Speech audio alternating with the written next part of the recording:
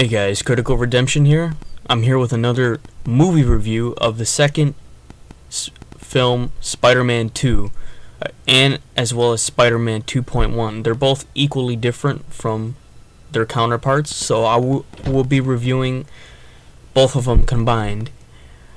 I want to talk about the second movie and how the sequel was enormously successful in 2002 film. It's basically pretty much a perfect comic book movie.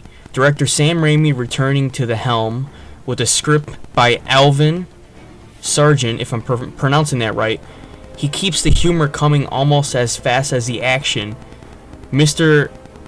Alvin's script is as quick with its wit as it's with its webs. Spidey, again played by Tobey Maguire, spends much more time out of the costume dealing with the great responsibilities that we are told to come with great power, and the results are touching, funny, rewarding, and above all real.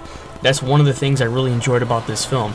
This film had a very different way of describing Peter Parker. Mr. Raimi, working at the top of his game, reunites the entire cast of the first film, which is a good thing, and by the point, they feel like a family.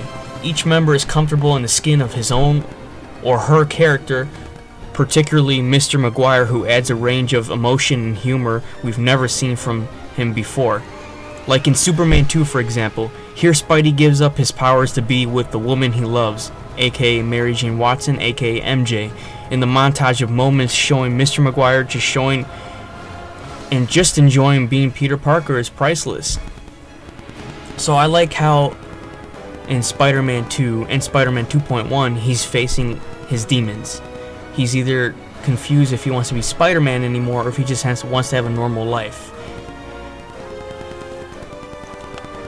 So the cast across the board seems to have matured in their acting skills. What I mean by that is each character from the first film had their role as a teenager, and now they're more into their adulthood. Each character is vibrant and worth caring about. Kirsten Dunst's Mary Jane Watson is a love interest that is actually interesting in this movie. Rosemary Harris makes Aunt May the material heart of the film without getting sappy and sad. Even James Franco as Harry Osborn, to William Dafoe's Green Goblin costume, shakes off the cobwebs that made him such a drip in the first film and becomes a genuine force to be reckoned with for good old Peter Parker, guys. It may not be fair for the rest of the cast since he gets all the best lines like Peter Parker. Everyone's complaining, oh, Peter Parker gets the best lines. Well, he's the main character. What do you want from that? But special thing to mention needs to go to J.K. Simmons returning to the role of J.J. Jonah Jameson. Every line is a delivery. Every twitch of his eyebrow, every mood swing is a spot-on piece of comic book acting. Thank you, Mr. Raimi, for this bit of casting. I really have to congratulate you for that. No stranger to the character drama. Mr. Alvin, working from a story by Michael Chabon from The Amazing Adventures of, if I'm pronouncing this right, Calvler and Clay and Smallville. Miller weaves a story of regret and longing which makes Spider-Man 2 an interesting with the mask off as well with it on. Perhaps even more so since the film has one failing. It was with the handling of the villain. So let's get into the villain now. I want to talk about the villain because he's the main character in this movie besides Tobey Maguire's Peter Parker. Dr. Otto Octavius, aka Doc Ock, is played by no other than Alfred Molina. He's a scientist just waiting to have the adjective mad added to his job description. As soon as he straps on the mechanical helper arms, which they're oh so fragile impedance chip to prevent disaster, things don't turn out right.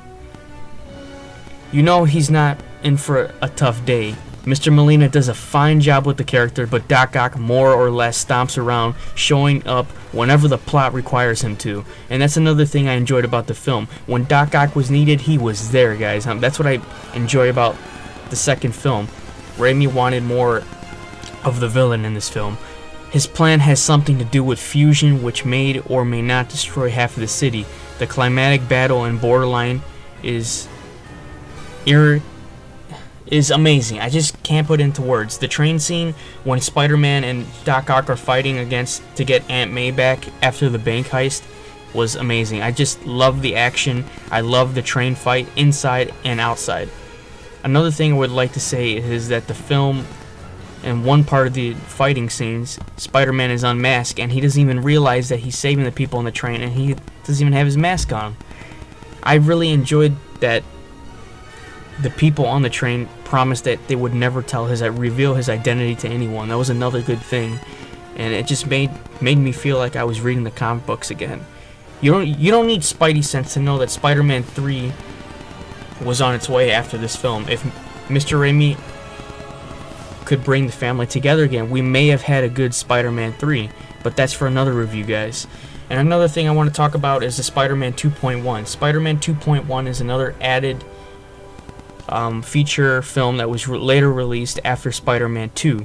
Spider-Man 2.1 features additional deleted scenes, and they're basically added to the film, which makes it like more than 2 hours and 30 minutes long. For me, I enjoyed it. I own Spider-Man 2 and I own Spider-Man 2.1. I prefer to watch Spider-Man 2.1 just because of the fact that there was more fight scenes, and as well as the train scenes. I like the part where J. Jonah Jameson is wearing the Spider-Man suit and he's like swinging and throbbing his hands, trying to pretend like he's swinging in his office. That was just hilarious. And I just love the character customization in this movie. Just every character you grow attached to. Tobey Maguire, again, does a phenomenal job playing Peter Parker. And Mary Jane, she pulls off, the girl next door. For the most part, I mean, the only thing I did not like about this film is when she was in the theater, you could tell it was someone else singing, but, that's another thing not to bicker about. But overall, this has a more realistic villain to it. Doc Ock, he just wants to take over the world, and it's an enjoyable sequel. It's about choice and shifting of balance. I felt as though I was on an emotional train ride and seesaw ride, riding the high and lows of Peter Parker's state of mind as he mulls over in his inner conflict. We feel the burden of his secret weighing him down, which was another romantic idealist, his love MJ, but cannot tell her because of his sense of responsibility and that he's Spider-Man. They can never be together, but what if? What if he actually had a choice?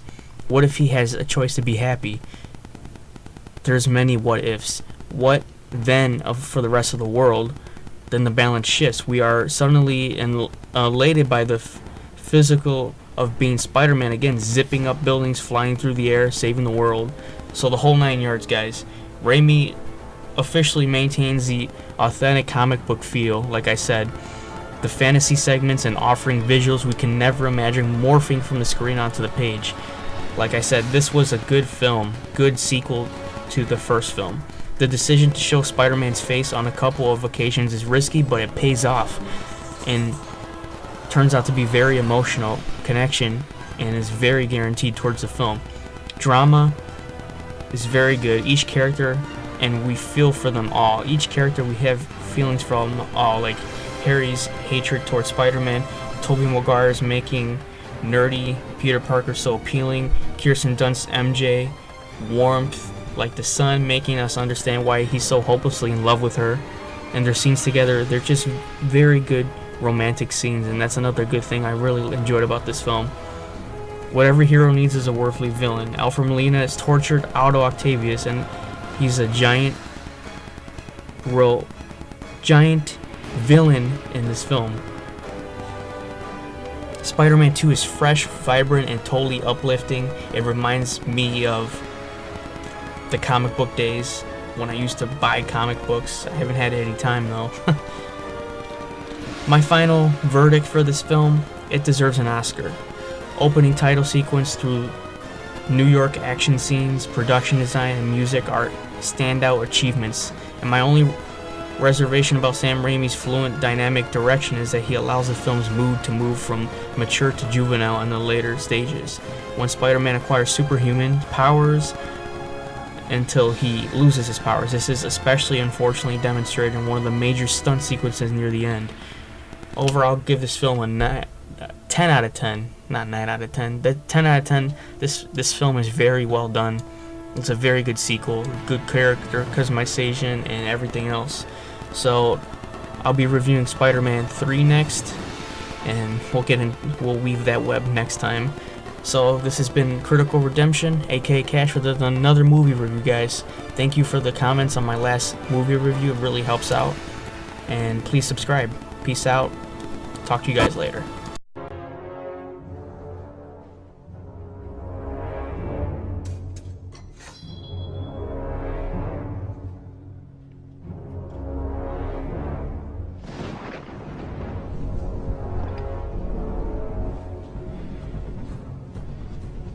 If only I could cause you the pain that you've caused me.